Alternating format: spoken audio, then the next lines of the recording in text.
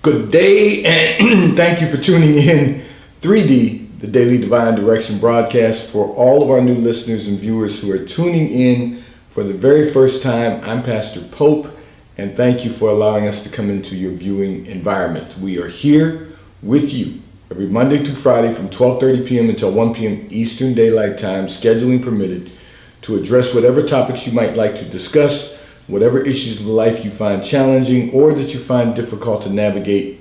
You can discuss careers, finances, entrepreneurship. You can discuss marriage, divorce, raising children, blending families. You can discuss dating and relationships. Whatever's in your heart, whatever's on your mind, God is concerned about that which concerns you. So we are here in 3D, the Daily Divine Direction broadcast, which is brought to you by Fiji Water, Earth's finest water. You may already know that Fiji water comes from Fiji. However, did you know that it is created by nature?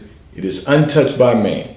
It starts as a tropical rainfall which slowly filters through layers of volcanic rock.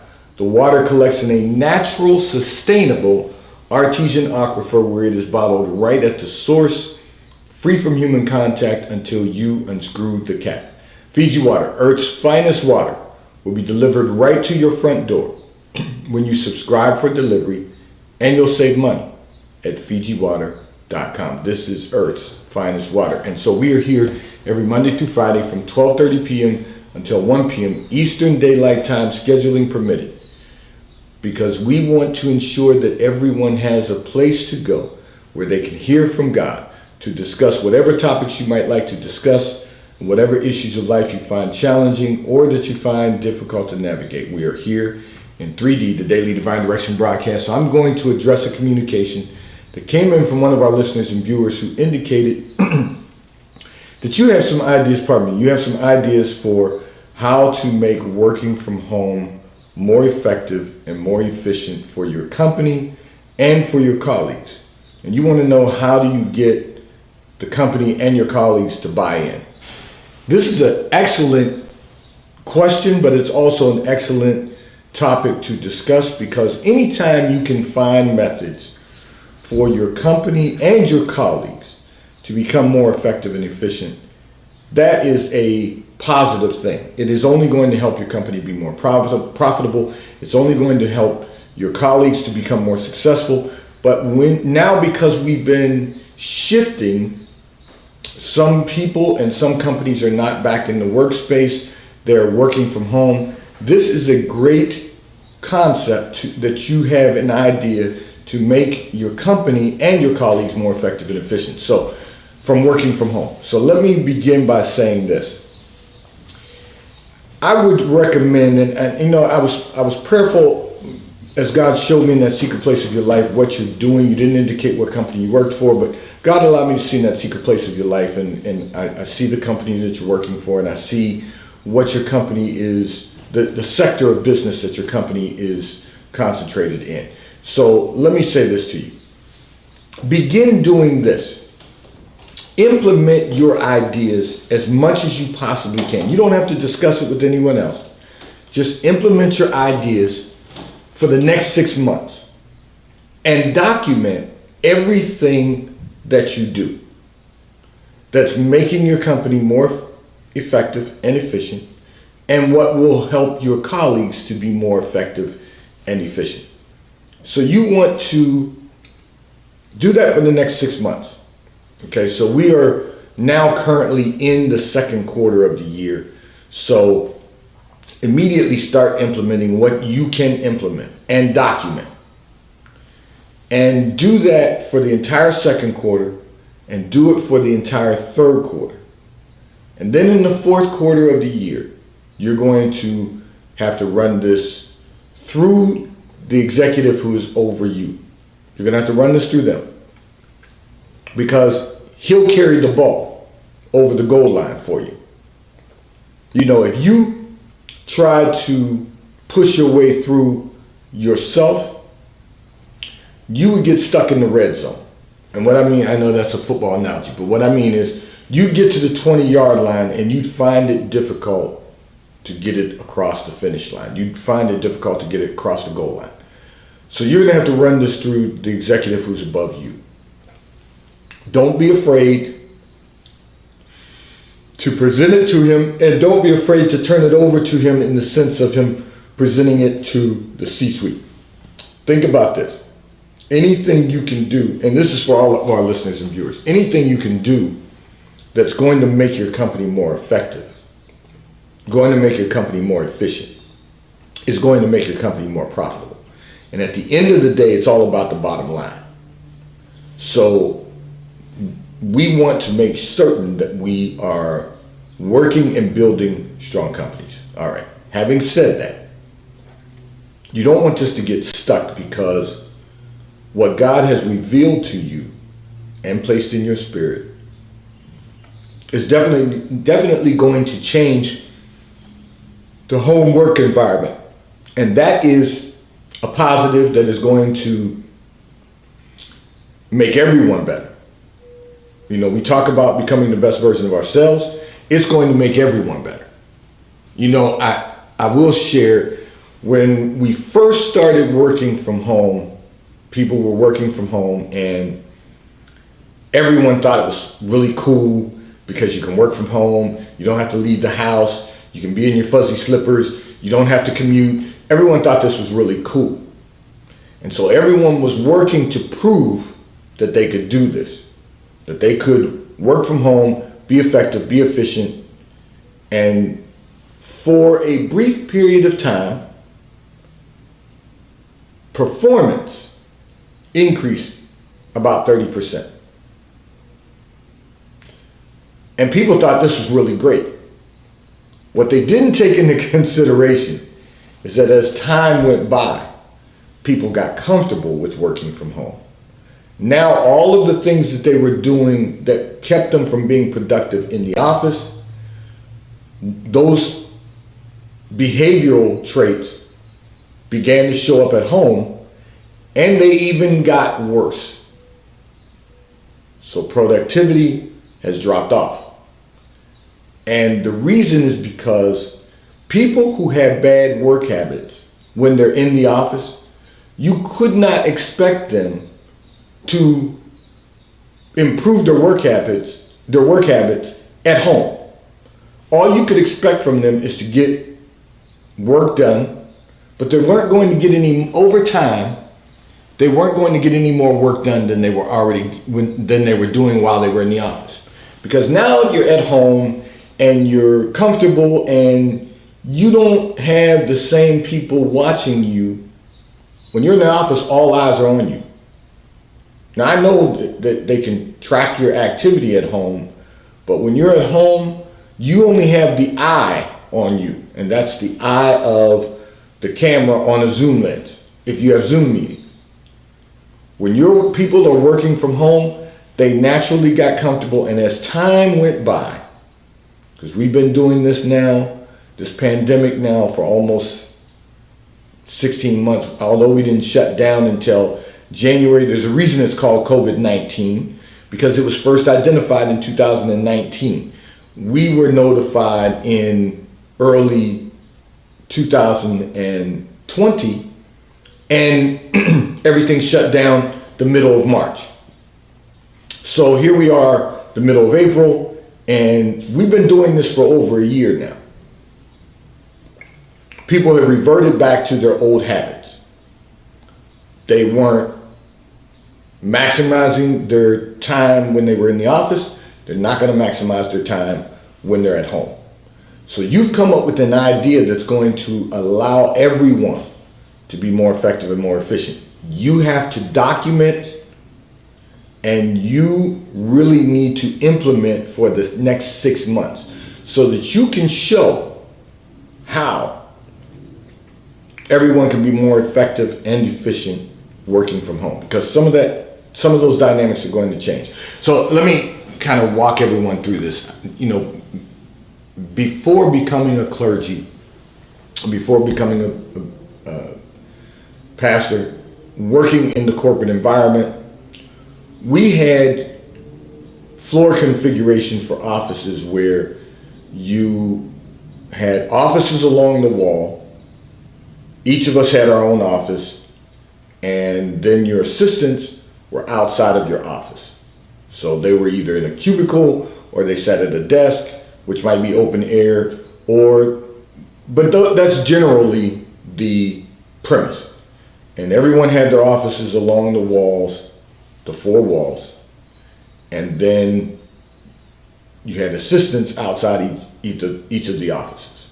That's the floor plan layout for the corporate environment at that time. And then, modern day, we try new things.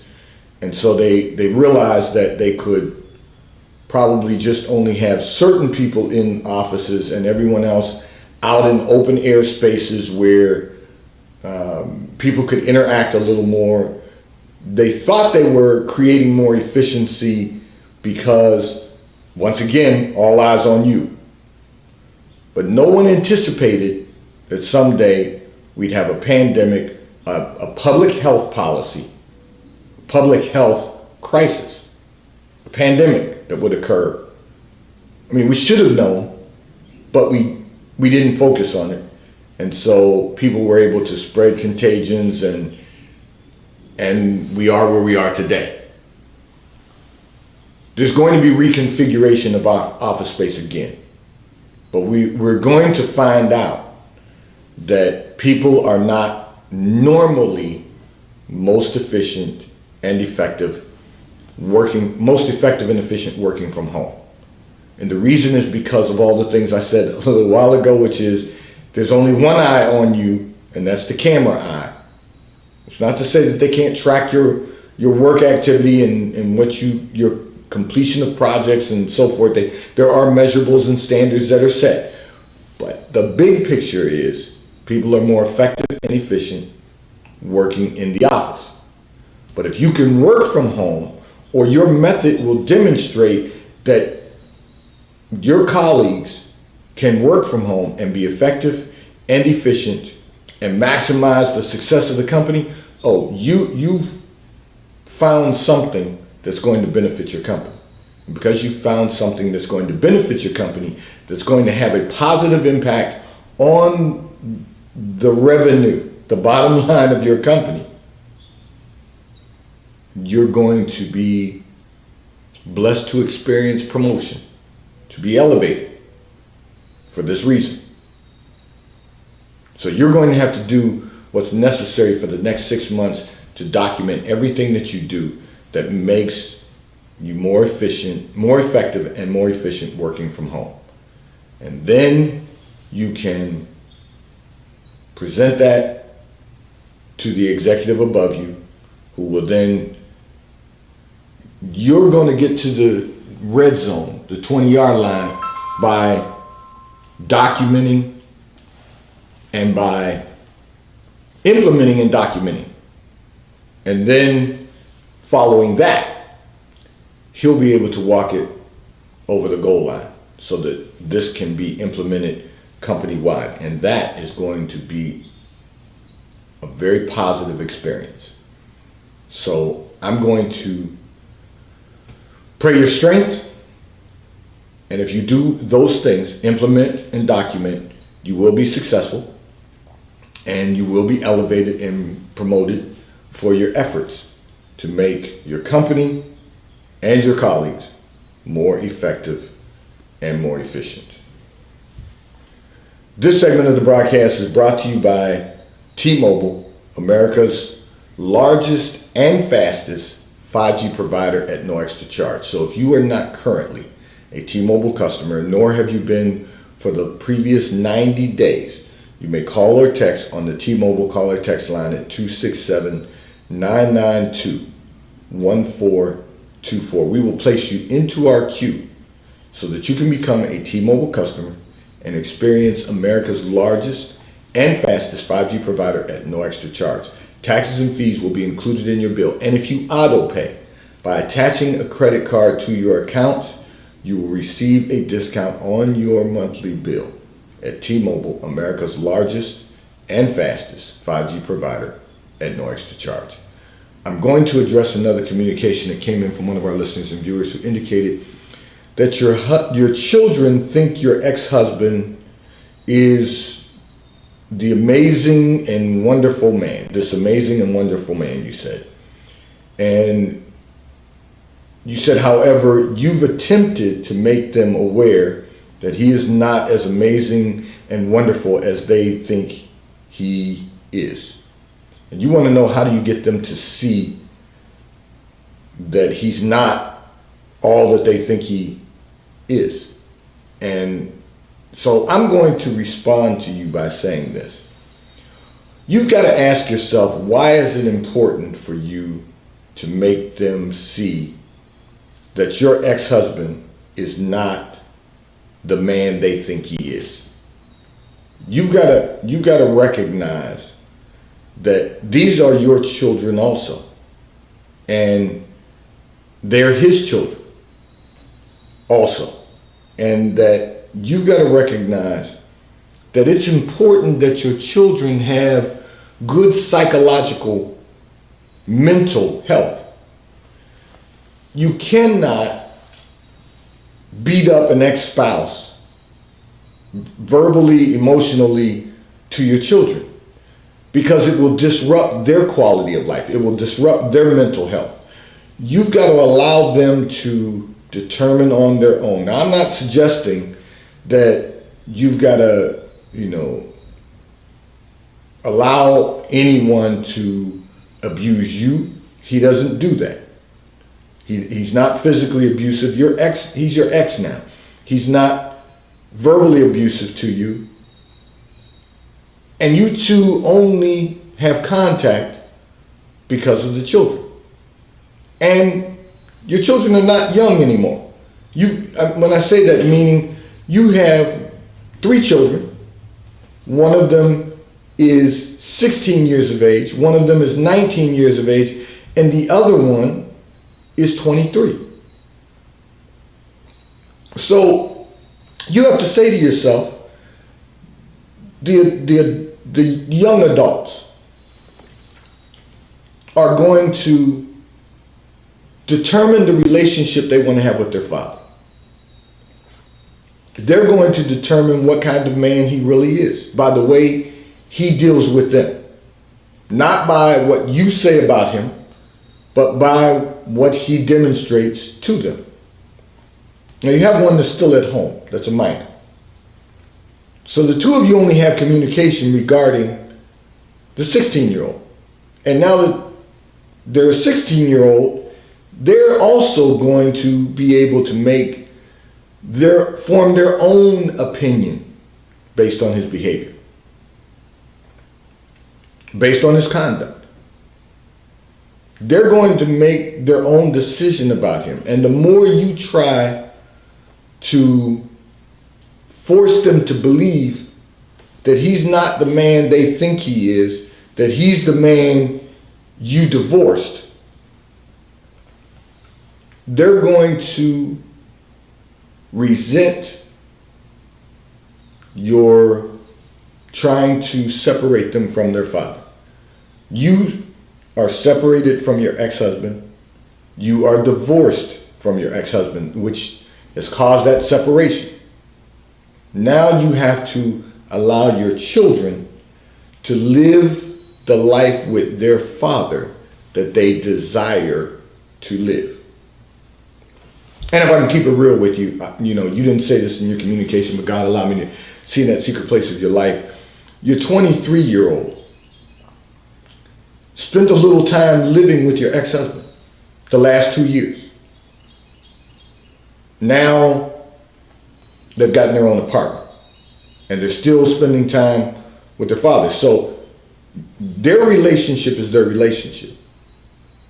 Your 19-year-old has a different relationship with their father, and that is they haven't lived with them. They are attending college, but online right now. Got it.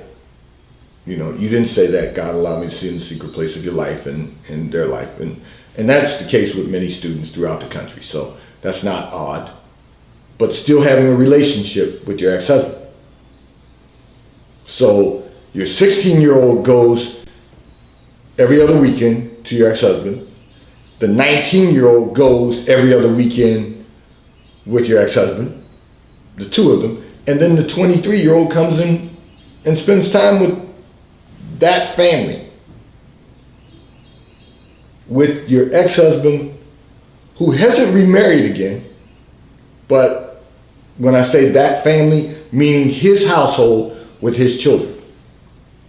You're still struggling with some of the marital issues, and therefore you're finding it difficult to allow them to experience their father in their own way because he's your ex-husband, but he's not their ex-father. And they're fortunate enough, blessed enough, to be able to have the relationship they're having with their father, who is your ex-husband. You've got to be okay with that. You've got to come to terms with what you're struggling with.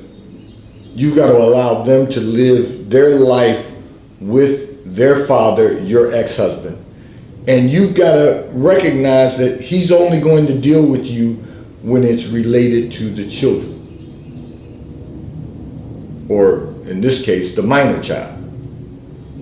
Now I know the 19-year-old's still at home, but when they return to the campus, he's still going to have his own relationship with your 19-year-old. And I want to say this to you. You're going to find it necessary to be real cautious because you have young ladies involved also. And they're going to need their father present in their life so that they don't have daddy issues. Meaning they're hooking up with every nut because their father's not around or they've been alienated. We've got to understand what we're doing either for our children or to our children. So it's best not to address any issues that you might have with your ex-husband unless the children ask the question. And I'm sure your children are going, because of the way they're interacting with their father, they're going to ask for both sides if they have a question. They're going to ask both sides.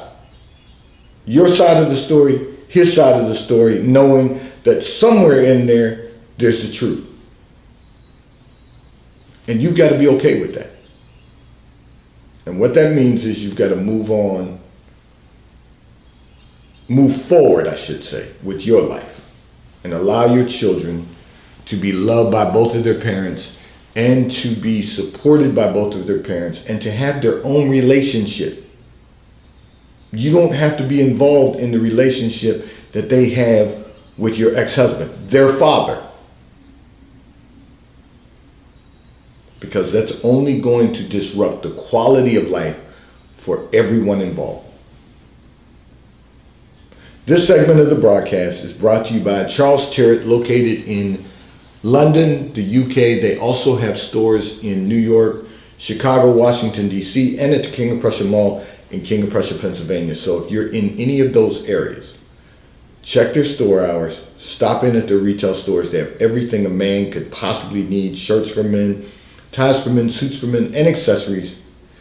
If you're not in any of those areas, you can order from Charles Tyrwhitt at ctshirts.com. They will ship and deliver right to your front door in an appropriate period of time. And The White Company, located in London, the UK. They also have a store on 5th Avenue in New York and at the Short Hills Mall in Short Hills, New Jersey. If you're in either of those areas, check for their store hours, stop in at their retail stores. They have everything that you could possibly need: home goods, clothing for men, women, and children. If you're not in either of those areas, you can order from The White Company at thewhitecompany.com. They too will ship and deliver right to your front door in an appropriate period of time. I'm going to address another communication that came in from one of our listeners and viewers who indicated that you find yourself getting placed in the middle of personal problems with your siblings. And you indicated that you wanted, well, let me say this. You want to know, how do you keep from getting caught in the middle of their problems? So let me begin by saying this. So I'm noticing that we're having a little technical difficulty on our app and on our website right at the moment. We are still live. I hope that, I can't see Facebook right this moment. I hope that we're still live on Facebook, but we are live, still live on YouTube right now. So just stay tuned in. But I will say this. You're not the savior of your siblings. Let's first take it from that perspective. You're not their savior. So you don't have to be involved in what's going on with your siblings right at the moment or at any moment. When they come to you with problems that they're having with one another, you have to allow them to work out their own salvation. You have to allow them to deal with their own drama. You don't need to get involved in what they're dealing with. You only need to explain to them, if they're having problems with one another, they need to deal with their problems with one another, not include you into the problems that they have. The reason they want to include you is because they want you to take a side. They want you to decide that you're going to take a position. And that's not required of you. Now, it's one thing when people want you to render an opinion about something. It's one thing when they come to you and say, what's your opinion on this particular topic? What's your opinion on this particular matter? That's one thing. You can offer an opinion if you feel it's appropriate to offer an opinion. You're entitled to do that. But the moment you become involved in their conflict, then that implies that you are going to take a side. That you're going to decide that one of their positions is more important than the other, or one of their positions is right and the other one is wrong. You don't have to pick a side.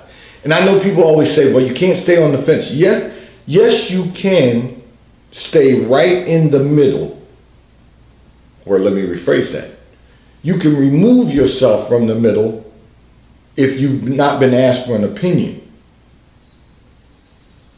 Opinion can lead to recommendation. If someone asks you for a recommendation regarding their own personal issues, that's one thing. But when you have siblings who are in the midst of conflict, when they are in conflict, they have dissension among themselves, you got to let them work that out. And the reason is because if they have a problem with one another today, tomorrow one of them's going to have a problem with you. And because you don't like mess, and that's a good thing, because you don't like nonsense, because you don't like to get involved in conflict, you tend to, you like to stay out of it, out of the mess.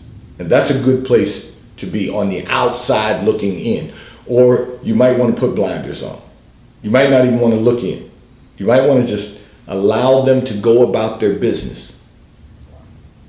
Now, as I said, if a sibling comes to you and asks you for an opinion or a recommendation on something that's a personal matter of their own, that's one thing.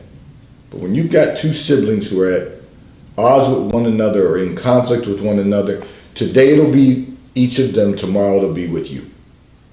And you don't want that in your life, because it disrupts your psyche, your mental well-being, and disrupts the quality of your life. So we want to stay clear of that. If I can recommend to all of our listeners and viewers, let's search every day for your peace. Don't allow something that someone else does or says to disrupt your peace, because you're entitled to your peace. but you have to search for it. You have to search it out. Because your peace is going to give you the greatest quality of life. 3D, today's Daily Divine Direction broadcast is brought to you by Fiji Water. A taste of paradise will be delivered right to your front door when you subscribe for delivery, and you'll save money at FijiWater.com. May God bless you today. May God keep his face turned towards you